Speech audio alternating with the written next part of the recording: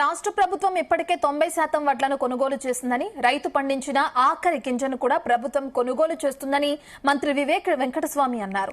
గజ్వేల్ నియోజకవర్గంలో మంత్రి వివేక్ పర్యటించారు. పలు అభివృద్ది కార్యక్రమాలకు ప్రారంభోత్సవాలు, శంకుస్థాపనలు చేశారు.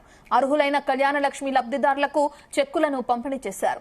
ఇక నిరుపేదలకు రెండో విడతలో 2500 ఇందిరమ్మ ఇండ్లను మంజూరు చేశామని, ఇక అర్హులందరికీ ఇందిరమ్మ ఇల్లు అందుతాయని కూడా తెలిపారు. ఆయన బీఆర్ఎస్ నాయకులు రైతులకు భయం కల్పించి రైతులతో కలిసి నిరసనలు, ధర్నాలు చేపట్టడం విడ్డూరమని అన్నారు.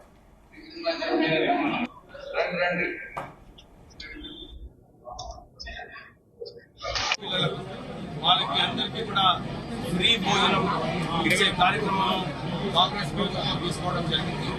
దాంతోపాటు స్కూల్ లెవెల్లో కూడా విద్యార్థులకు అందరికీ ఫ్రీ బ్రేక్ఫాస్ట్ కూడా ఆ సౌకర్యం కల్పించడం జరుగుతుంది.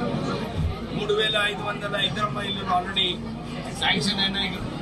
గజ్వేల్ నియోజకవర్గంలో సుమారు 50% వరకు స్లాబ్ లెవెల్ వరకు కూడా కట్టుకోవడం జరిగింది.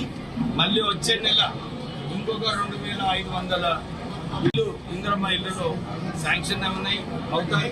సో అర్హత ఉన్న వాళ్ళందరికీ కూడా ఇందిరమ్మ ఇళ్లలో ప్రకటించడం జరుగుతుంది. ఈ సంవత్సరం